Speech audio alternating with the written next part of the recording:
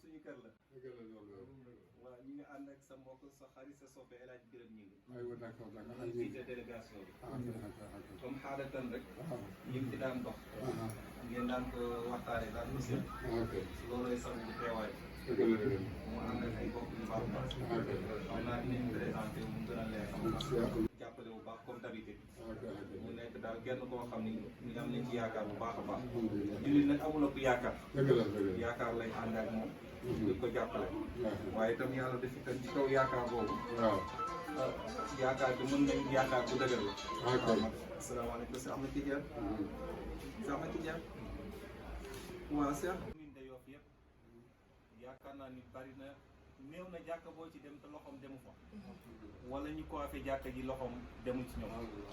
loolu nag mun naa ci seede lu bari. waaye jotaay bi dañ koy tënk rek. beneen bi ci des mooy côté social.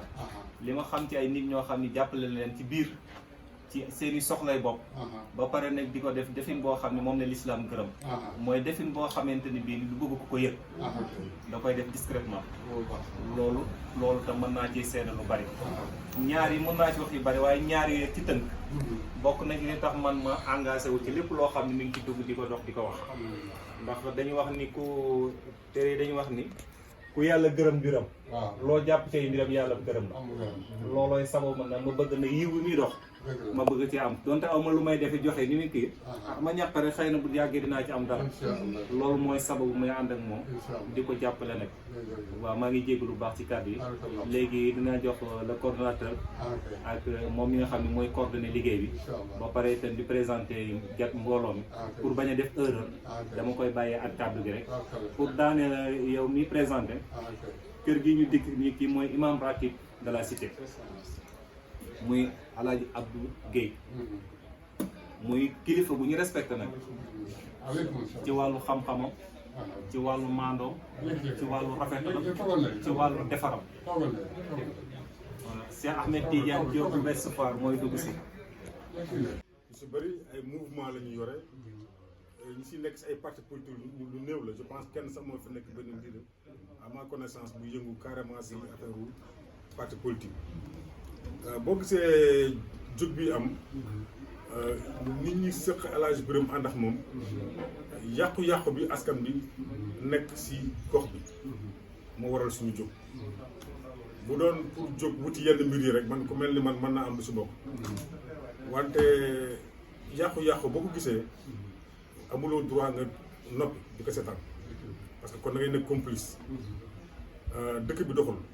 te loolu képp ku fi dëkk jarul wax xam nañ ko. mairie Yoff dafa nekk l'une des plus grandes mairies du Sénégal du point de vue dimension géographique du point de vue dimension démographique ndaxte depuis cimetière Saint-Lazare la départ bi fi dem ba terme nord kon yaatu na avec un budget de 2,3 milliards. donc ñu xool ni depuis 7 ans ki fi nekk mi ngi fi nekk malgré ndooma tànk yi ma takk yëpp man de ba léegi gisuguma ko mën a taxaw ni ma def na fi nii franchement gisuma ko gox ba ma dëgg tamit amul kenn ku fa taxaw moo d'ordre bi c'est commun ñëpp imaam yeeg chef de quartier yeeg ñëpp ànd nañu ni tout sauf li fi nekk mu ngeen mën a def ba saafara ko def leen kon si ndigal la ñuy dox fi mu nekk te ndigal boobu ay kilifa yu mat sëkk ñoo na ko jox boole seeg dafa nekk yoreen bi muy yore mairie bi dafa nekk yore boo xam ne nii ngeen baal ma si terme bi mais yoru seytaane la ndaxte tey jii mi ngi bëgg a tas Yoff moom li mu doxalee gën na ak suuxat ay xalaat yoo xam ne nii war naa mën a ñàkk. ñu bëri tey jii dañu yaakaar ni mairie bi affaire u lébu la affaire u Yoff village te ñoo gën a sonn li nit ñi di yaakaar fii si biir cité nouvelle yi boo leen expliqué ñu seen bopp dañuy téye seen gémmiñ ndaxte biir Yoff gi si boppam mënoo faa taxaw tamit nga ni kii def na fi lii si 7 ans yi kon mbir mi feebar bi dafa law dafa nekk fépp que ce soit cité nouvelle que ce soit biir village bi ñëpp àndandoo nekk benn say pour jéem a xeex dindi li fi nekk ànd joxante loxo bokk ndey ak baay teg mairie boo xam ne nii ku nekk day gis boppam si biir mairie Jàmmalaay gis si seen bopp Nord Foire gis seen bopp Ouest Foire gis seen bopp Terme Nord gis seen bopp ñëpp gis seen bopp si biir loolu nag la El Hadj Birame ñi ngi ñëw teg moo tax bu ñu fi ñëwee du ñu mën a ñàkk a saisir opportunité boobu xamal la nitu diine la parce que yaa ma gën a xam peut-être moo tax si bari ma si développé si moom en tant que nit parce que ay jëfam ay action ak ay xalaatam je pense que kenn dutu ko présenté si biir gox bi di la sant bu baax parce que imam tamit am na dëkk fu muy toll imam amatul sax droit noppi bien que nag imam dafa war a tëddee njaaxaanaay mais buy tëddee njaaxaanaay tamit lii leerte leer mooy si dëgg nga lay tëdd voilà te xam na ni si loolu nga mus a dox ñuy sàkku sa ñaan di sàkku sa njàppale comme ni ko bandi waxee jàppal ma jàpp si zaahir ak si baatin di la sant bu baax asalaamaaleykum wa rahmatulah. tur bi Ndiaga Ndoye la lay ziar bu wér def en délégation ànd ak sa xarit président Birame Gningue ñëw seet si la tey président Birame xam nga ko bu baax donc xam nga ne moom rek yaa doon dem aux élections ñaar yoon yi mu dem yëpp mais cette année dañ ne nañ dem en coalition donc cela veut dire que ne ay mouvement ak association ak i parti ñoo ko proposé rien que rek pour may ka ndam lu leer a leer parce que ñëpp xam nañ ne président Birame Gningue li mu def si Yoff bari na donc oustaz mu ngi koy wax léegi donc ñun li ñu gënaloon si Yoff boo ñu dem li si unique mais manul ne si ñeneen ñi parce que dañ leen tënk loolu moo waral ñun ñi xam ne ay doomu Yoff la gis manquement yi am si dëkk bi ak jafe-jafe yi am si dëkk bi ñu ne nan jot jiital kenn boo xam ne dina mën a saafaraal mbir bi ñun xoolee suñu biir ñun ñëpp muy parti yeex mouvement yi association yi ak am di njàmb yi ñu gis ne président Birame Gningue rek moo ko mën a saafaraal donc looloo tax ñu jël ko jiital ko ànd ak moom donc mouvement association yi ak parti yi nga présenté tuuti rek délégation bi kii ngay gis nii di baan lay moom dafa yor mouvement mais dafa ñëw dugg ci coalition bi seyal mouvement bi am na keneen ko aussi muy Yankooba bokk gis-gis moom dem na ci leaderam ñaan ko ne que lii affaire locale la donc may ma dem suma gox liggéey ci la bàyyi bokk gis-gis ñëw dugg ci biir coalition kii El Hadj Diouf nii aussi di seen voisin dëkk cité Djily May xam naa xamante ngeen bu baax moom aussi mu yor mouvement ñëw dugg ci biir coalition man mi wax ak yéen aussi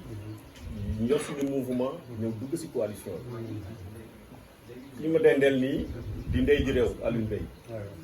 di koo xam ne ndomba tànk la ci Yoff koo xam ne vraiment kenn ñëpp ci Yoff dañ ko seedeel lu baax boo seetloo teeri aéroport yi ñu doon xeex moom xam naa war nga ko xàmmee ci télé yi donc am na lu bari lu ma ci liggéey man mi wax ak yéen aussi man maay président collectif bi doon xeex teeri aéroport yi parce que ànd seex suñu doyen Cheikh Jaraf Dia dafa absenté ak ñeneen ñu ànd ak waa Ouest Foire ñi xam ne ñu ngi doog a egsi ci jiite délégation bi di grand Cheikh Tidiane Diop moom moo toog nii ak ñoom Seynabou Fall ñoom ñëpp ñu ngi ci ginnaaw macha allah ak suñu jigéen ñi xam ne vraiment fu ne ñu ngi ànd ak ñun bàyyi seen jëkkër bàyyi seen doom yi bàyyi ñëpp jusqu'à 23h 24h ñooñu aussi bëgg naa nga sànni leen ñaan bu baax a baax donc ñun ñaan moo ñu fi indi tey nga ñaanal ñu yàlla may ñu ndam au soir du 23 janvier 2022 di wax ne coalition Dekkal Yoff li ma siy dolli mooy day coalition boo xam ne dafa spécial muy coalition boo xam ne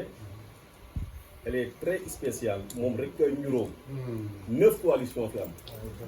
te ñun kase c'est la coalition Dekkal Yoff bu déposer le boppam caution loolu c'est très important lu bëgg na nit ñi xam ko bu baax a baax a baax a baax a baax parti yëpp gis nañ woo nañ ñu toogax ñun à ce que ñu demee seen bannière mais ñun bëgguñu loolu defuñu ko parce que Yoff lañ jiital bu ñu ko defoon tey duñ toog fii naa coalition Dekkal Yoff donc ñu ngi wax yeneen coalition boobaa dañuy conditionné dañuy faj fu ñu jaarloo foofu la ñuy jaar li wane loolu ak joxe si exemple bu ndaw teere aéroport yi ci fi ne tey su fekkee dafa toog ne Yoff amu fi dara Ngor ak Wakaam aussi amuñu fi dara tëbul tëb wax ko dañ ko dicté président Macky Sall moo ko dicté looloo tax mu am sañ-sañ wax ko ñun de loolu la ñuy bañ mu dal looloo tax ñu fayal suñu bopp caution ñëw ji ma jël maire yi te incha allah am nañ si yaakaar ba ñu dolli lee ñaan bu pare ñu ñëw gisaat population bi waxtaan ak ñoom déglu seen xalaat ñun ñëpp ñu ànd liggéey si problème yu Yoff muy si imam yi muy si jeunes yi muy si femmes yi di avec yi di calebasse yi extra extra loolu moo waral coalition Dekkal Yoff di la ñaan nag vraiment pour bañ a guddal nga ñaanal ñu bu baax à ce que ñu jël ndam li incha allah ñun ñëpp ñox imam yeex femmes yeex jeunes yi toute la population yoffoise ñu ànd liggéeyal Yoff di la jaajëfal bu baax di wax salaamaaleykum wa rahmatullah ci sa dëgg parce que ñun jiite nga ñu plusieurs fois si jumaa ji fi leen jullee ci lu mel ni dëkk di déglu say xutba di déglu comment est-ce que di ngay défendre l'intérêt du Sénégal en général ak di ngay défendre li yàqu yi si dëkk bi si jikko ci melin ak ci lépp nga xamante ne ñun ci moom la ñuy réunion ñu koy déglu bu baax nag di dox ci lu ñuy conseillé tout le temps loolu mën na ko ci bu baax imam ma lay remercier aujourd'hui peut-être c'est l'occasion de magnifier cela moo tax ma koy wax loolu la njëkk a wax li tax ñu teg une coalition pour briguer la mairie c'est justement pour aller dans ce sens-là éduquer la population de Yoff mettre la sécurité qu'il faut dans Yoff parce que Yoff ñëpp xam nañ ko aujourd'hui dafa insécurité su pan yëpp ñu nekk ci booru géej gi ñu gën a xam parce que tout le temps man day xubba ci loolu yàqu-yàqu yàlla ci booru géej insécurité yi am fii xale yi toog fii grosse géré fii di agressé nit ñi ay guddi ay yenn heures yi guddi grosse géré bii nit ñi dañu fa ñeme jaar yenn heures jeunes yoo xamante ne peut-être dañu xamul tey fu ñu teg seen tànk dañu taxoon ñu ne dañuy briguer la mairie c'est pour pallier à tout ça pour andi saafara ci loolu parce que ñi fi nekk defuñu ko te seen prérogative la woon ñu mun a teg même une brigade de police dans la commune de Yoff amul brigade de police amul brigade sapeur-pompier pour les interventions rapides amul yaa rien loolu moo tax bu ñu réfléchir man loolu moo ko dugal ci kaw ci ginnaaw moo tax ñu jàppale ci classe bi parce que moom ñu ñuy yëngatu ci wàllu éducation parce que ñu ngi wax CM Yoff dañ ne xam ne CM Yoff lañ leen wax mais tey lycée Yoff la ñuy wax lu tax mu nekk lycée parce que moom moo ci dugal loxom dafa ay classes supplémentaires pour mu mun a am dimension lycée ci wàllu dispensaire moom ñu tabax ay dispensaire dans Yoff dans le village de Yoff pour nit ñi ci seen faju ki fi nekk tey moom mooy le ministre de la santé mais tegul benn pierre pour nga xaaral ma teg benn district de santé ne serait-ce que dans la commune def ko moom mu ngi yëngatu ci loolu di tabax ay marché di tabax ay jàkk Imam Diop mu ngi koy wax lu mu tabax si ay jàkk defe naa ëpp na 7 dans la commune ci nit ñi ñu xam fii Yoff mu ngi koy def Ndar mu ngi koy def ay Tivaouane mu ngi koy def yeneen dëkk ñun nit ñi xamul parce que moom da koy def ba pare ci boole donc bu ñu jëlee recul ñu toog xool pour le choix du candidat ñun bala ñu war a jiital pour jox ko suñu destinée ñu teg ay critères parce que aussi il faut à un moment donné mettre des critères pour le choix de l'homme qui va nous diriger critères yooyu yëpp ñu teg moom si moom la répondre parce que à un moment donné dans les cités nouvelles ce qu'on appelle les cités nouvelles dañ ne woon dañuy demal suñu bopp pour créer notre propre commune notre propre mairie pour demal suñu bopp et maintenant il fallait mettre des critères mbokkum taalibe muy suñu dëkkandoo muy suñu am di jàmm ndax invité nañ ko ba tey ci conférence yaa am fii fa tabarakallah mu ñëw ak délégation def fi liñ ko doon séentoo ci moom maa ngi fedd li tamit li oustaz wax ci social bi muy def nit la koo xamante ni fa tabarak ku ko xamul dégg nga ko te yaa ngi koy dégg ci lu baax yaa ngi koy xamee ci lu baax tànkam luwul wax dëgg yàlla xeebul kenn kon mbooloo mi ngeen dajaloo ba ni kii moo ñu day nañ ko jiital yàlla bu leen ruus yàlla mi am ndam yàlla jox ndam te politique wax dëgg yàlla dañ ko xaw a xajamal mais lu baax la ndax dana dégg ci benn borom xam-xam mu ne les problèmes politiques sont les problèmes de tout le monde et les problèmes de tout le monde sont des problèmes politiques donc sont dialectalement liés boo dee def politique yi yaa ngi koy dund waaw kon yéen ñuy jóg sol seen bopp di ñax di sonn ngir lan ngir jëriñ doomu aadama kon loolu yàlla bu mu neen ndax wax dëgg yàlla Muhammad sallallahu alayhi wasallam mi ngi fàttaliku wax ni yàlla nee na du dañ di dimbali jàmm bi fekk jàmm bi dañu di nekk di dimbali mbokkum jullitam te loolu ci ngeen nekk yéen a ngi fexe ba njàng mi baax yéen a ngi fexe ba ku feebar ëllëg faju yéen a ngi fexe ba xale yi am xëy xale jigéen ñi amul borom kër am borom kër ñu góor ñi am fa tabarakallah loolu mooy seen yitte kon nag vraiment da leen di ñaanal yàlla mi am nag yàlla leen ko yàlla jox ànd bi yàlla na nekk àndu rahma ndax aljamaatu rahma wal fawqatu azab boo xam ne sax nañ mbooloo bu ñu àndee dankali ko yërmande yàlla day wàcc seen bi waaye bu ñu taxali ko rek musiba am te ni ma leen gisee ni nga àndee ni fa tabarakallahu insha allah nañ ci jàpp ci zahir nañ ci jàpp ci baatin di jaay Seydina Muhammad xam naa da ngeen di jaar feneen ak feneen xamu leen jot comme ñu ñaan leen ay yaay nag kenn du sànni kàddu n'est-ce pas comme digal la rek ñu jëfee waaw ñoo ngi nuyu ñëpp di jël ñëw di ko teg ci loxo imam mu joxal ñu ko président ak ñi ñu àndal ñëpp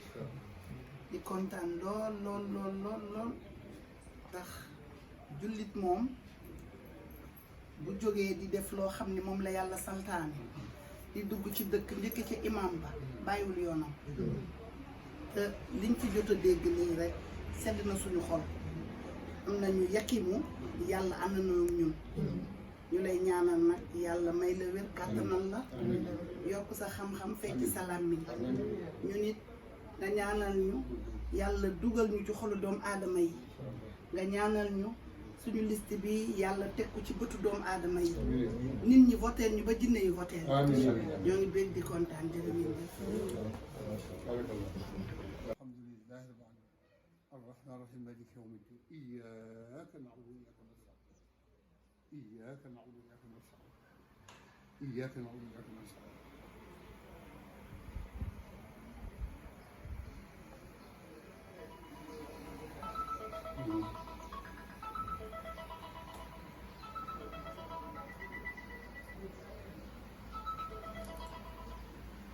اهدنا الصراط المستقيم صراط الذين أنعمت عليهم غير المغضوب عليهم اللهم يا من أفضل الجميل وأشرف الخليل ولم يؤاخذ بمسيره ولم يحتك ستره يا عظيم ويا حسن في الجوز ويا واسع المغفرة ويا باسل الرحمة ويا سامع كل النجوى ويا منتهى كل شكوى ويا كريم الصح يا عظيم المن ويا مقيل العثرات ويا مبتدئا بالنعمة قبل استحى يا رب يا رب يا رب ويا سيدي ويا مولاي ويا غيث رب أسألك يا رب ألا تشترك خلقتنا بلا ابن عذابنا اللهم إنا نسألك من كل هم فرجا